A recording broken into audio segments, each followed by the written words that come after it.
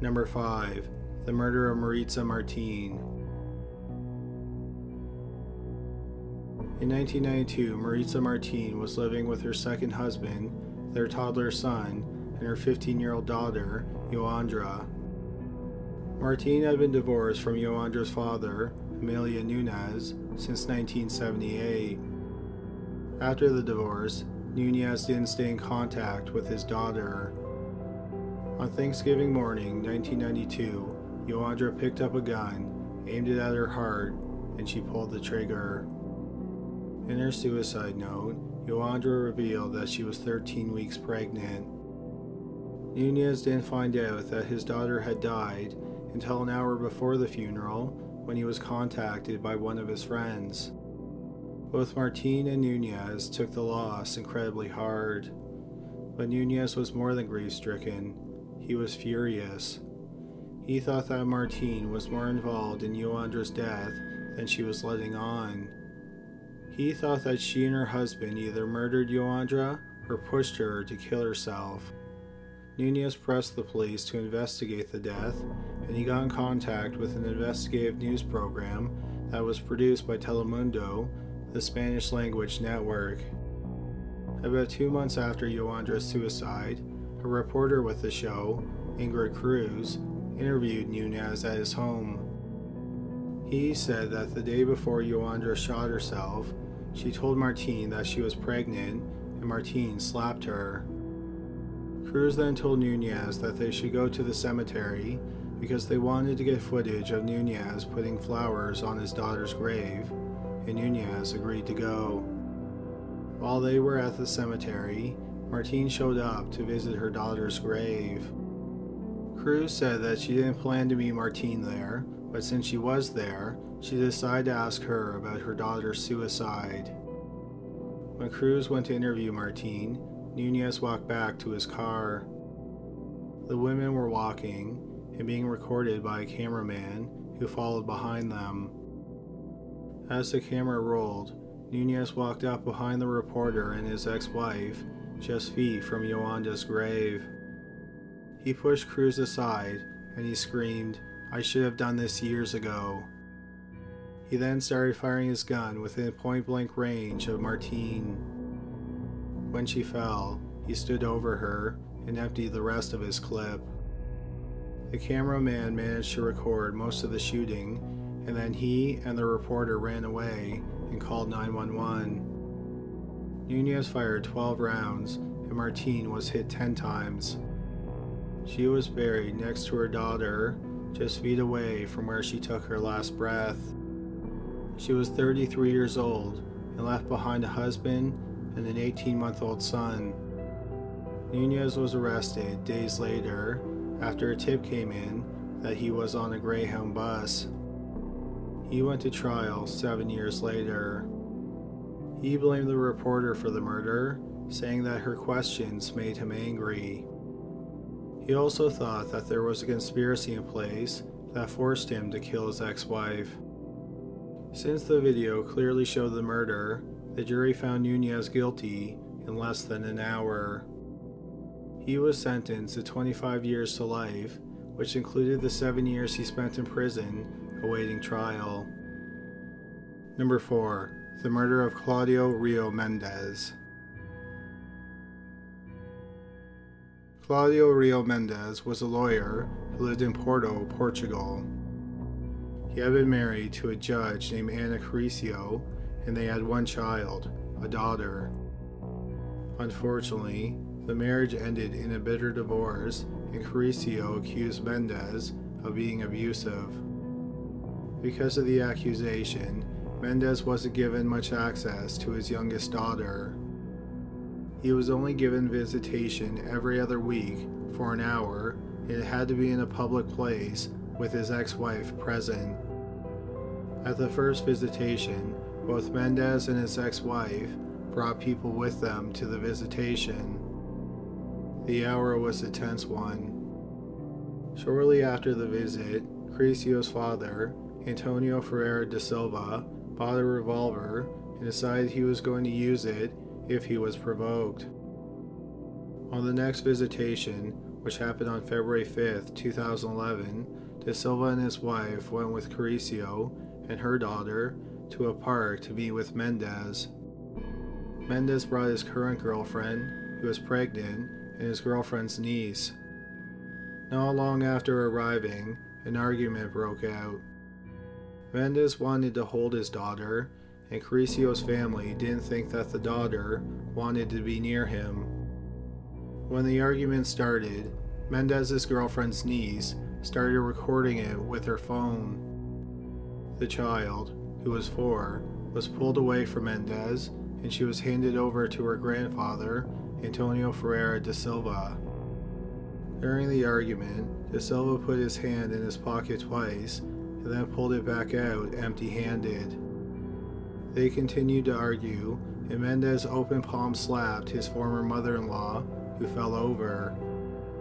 De Silva put his hand back in his pocket, and this time he pulled out the gun. Without hesitation, and while holding his 4-year-old granddaughter, he shot at her father once, hitting him in the chest. Mendez started running away, and De Silva, who was still holding his 4-year-old granddaughter, chased after him and kept pulling the trigger. He pulled the trigger 6 times, but his revolver only had 5 bullets left. Mendez was shot twice more in the back, and then he fell beside his car. After shooting his ex-son-in-law while he was holding his daughter, De Silva and his family loaded themselves into their car and started to drive away. On the way out of the parking lot, Caricio, who was driving, stopped the car near Mendez's body, and she got one last look at him before driving away. After leaving the park, De Silva called Mendez's brother and told him that he was dead. De Silva then turned himself in. He said that he saw Mendez put his hand in his pocket and he thought he was going to pull out a gun. When the video was reviewed, it revealed that Mendez didn't put his hands in his pockets, but De Silva did several times. The prosecutor argued that De Silva was itching to use the gun. For killing his 4-year-old granddaughter's father while holding her in his arms, De Silva was sentenced to 20 years in prison, but it was later reduced to 16 years. Number 3. The execution of a Tajik and a Dagestani. On August 12, 2007, a horrifying video was posted on LiveJournal. The video starts off with some shots of a peaceful countryside with some melodic heavy metal music playing over it. Then the title appears on the screen. It's written in Russian, and it says, Operation of the National Socialist Party of Russia to arrest and execute 2 colonists from Dagestan and Tajikistan. Dagestan is a largely Muslim republic of Russia, and Tajikistan is a country in Central Asia that is located north of Afghanistan and west of China. The video then cuts to a man lying on his stomach on the ground in a forest. He is wide-eyed and clearly afraid. He has a gag over his mouth, his hands are handcuffed behind his back, and his feet are bound. The video then cuts to the shot of another man who is hogtied and gagged on the ground. The next shot is the 2 men on their knees, with a Nazi flag hung above them between 2 trees. Through his gag, one of the men say, "We were arrested by National Socialists." Then it changes to a close-up of the same man's neck. Someone off camera yells, "Glory to Russia." Then a man, whose face isn't seen on camera, but he is wearing camouflage fatigues, uses a knife and starts to saw through the man's neck. When the attack starts, the victim makes a chilling whimper, but then stops making noise. Over the next minute, the man slices, hacks, and grunts while he tries to remove the man's head.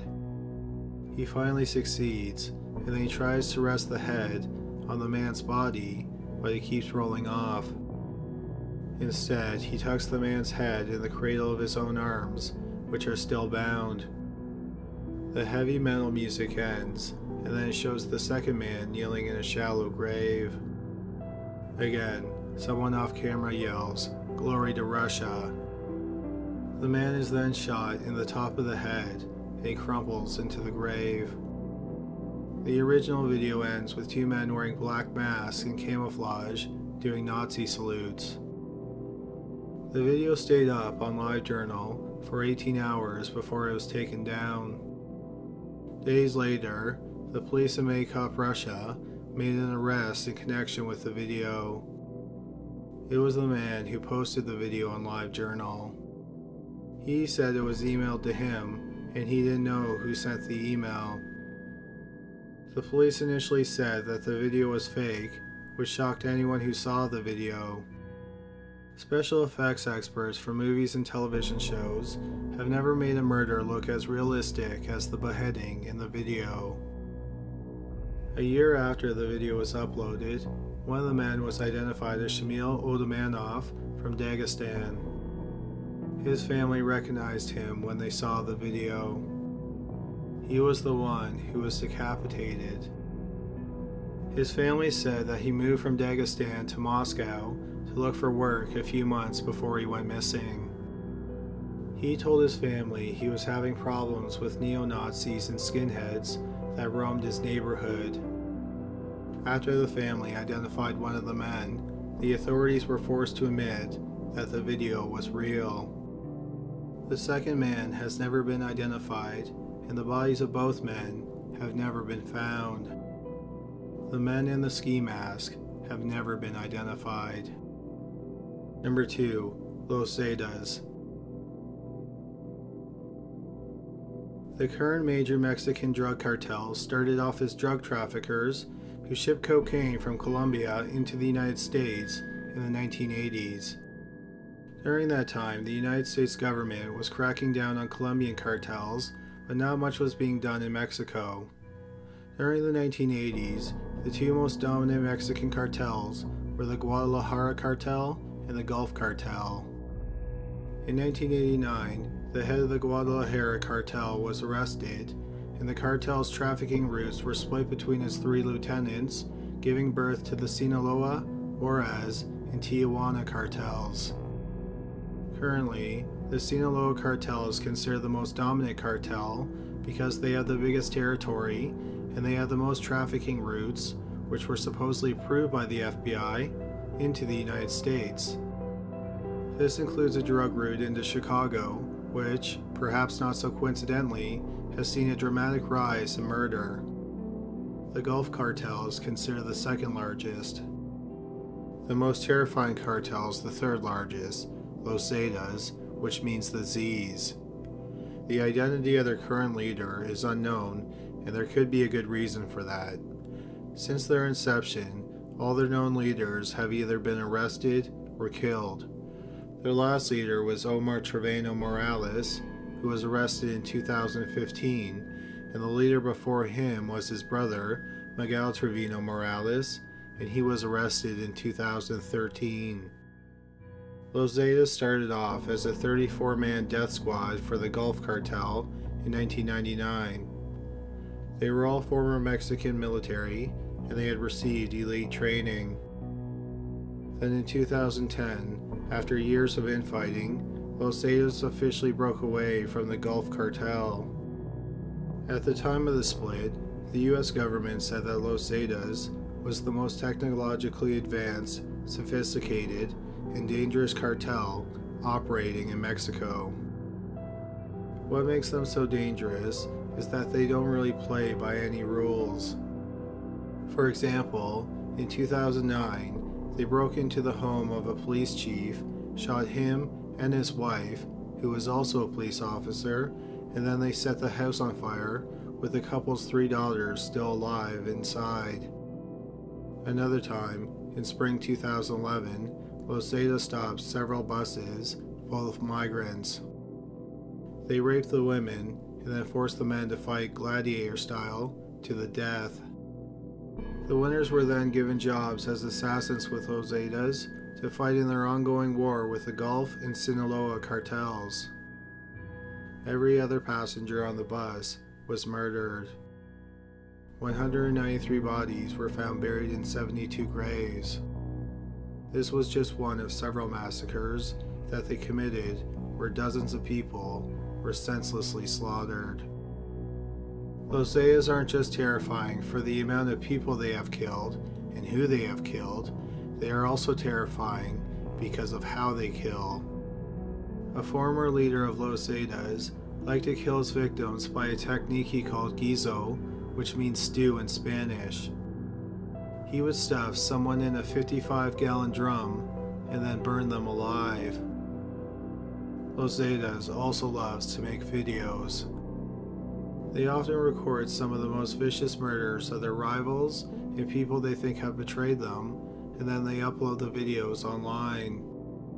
Some of the videos found online include descriptions like dismembering conscious man with dull machete before beheading, 1 man and 3 women clubbed to death with 2x4 and beheaded, Mexican man gets legs chopped off at knees, and finally, Mexican drug cartel beheads 2 captives with chainsaws. What's terrifying is that's a short list. There are dozens of videos of Los Zetas killing people. Many of the videos feature beheadings. Those are just a few of the crimes committed by Los Zetas, but they are responsible for many, many horrifying atrocities and are probably the most terrifying gang in operation right now. Number 1. Anatoly Slivka. Anatoly Slivka was born in 1938 in the Soviet Union. Slivka was a loner as a child, and as a teenager, he realized he was impotent. He got married, and he and his wife tried to consummate the marriage several times. But after 2 years of marriage, his wife went to the gynecologist and learned she was still a virgin. They eventually had sex, and his wife gave birth to 2 sons.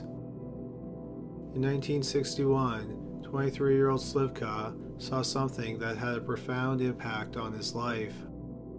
In the Soviet Union, they had a youth group for boys called the Young Pioneers. It was a group that was like the Boy Scouts in America. Slivka happened upon a car accident involving a 17-year-old boy who was wearing a Young Pioneers outfit, which included a white shirt, tie, and black shoes. The sight of the dead boy and the crash scene made Slivka sexually aroused. He later said, "I felt the attraction to boys for the first time in my life. There was a lot of blood and gasoline on the asphalt. The smell of gasoline and fire. I suddenly felt a desire to hurt a young boy like him. The feeling haunted me, and I had to move far away to make the desire disappear. But after 5 or 6 months, after an ejaculation during sleep, the same excitement rose again and consistently pursued me." Not long afterward, Slivka became the head of his local Young Pioneers. In 1964, Slivka started to abuse the boys that he was charged with leading. He told select boys that he was working on an experiment. He told them he would hang them in a noose in a controlled situation, and the hanging would stretch out their spine, making them taller. He told the boys he would get them down once they lost consciousness. What really happened when they lost consciousness is that Slivka masturbated and then ejaculated on their shoes. He then cut them down. It wasn't long before he was too late when cutting down a boy. Slivka said he tried to revive the boy, but he couldn't. He dismembered the boy and buried his body. The boy was homeless, and he was never identified. Over the next 9 years, while working as the leader of the Young Pioneers, Slivka continued to abuse the boys. He developed a ploy where he told them he was making a movie about Nazis torturing people. So the boys voluntarily put their necks in the nooses in order to be in the movie. The police even knew about these movies and Slivka had apparently won awards for them. Even knowing this, the police did nothing when boys from his group started disappearing. The first boy, who was 15 years old, went missing in 1973. Then an 11-year-old young pioneer disappeared in 1975.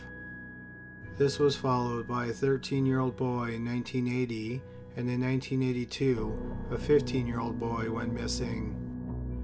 Then in November 1985, a sixth boy disappeared.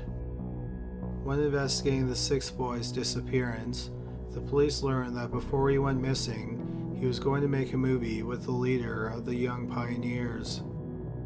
The police went to the Young Pioneers clubhouse. They saw a door with a sign on it that read, "Do not enter, will kill." The sign obviously made them very curious, so they opened the door. It was a room full of evidence. There were knives, axes, and ropes, all used in the murders. There were also hundreds of photographs and hours of film, much of it featuring torture, murder, necrophilia, and dismemberment. Slivka was arrested, and he led the police to the bodies of 6 of his victims. After dismembering his victims, Slivka would pour gasoline on them and set them on fire. The police couldn't find his first victim. Besides the 7 murders, he tortured and abused at least 43 other boys. On September 16, 1989, he was executed via a firing squad. Even though he died the same year that the World Wide Web was invented, a compilation of Slivka's assaults, murders, and dismemberments has made it online. Thank you so much for listening and for donating. Physical prizes will be sent out this week. Thanks again.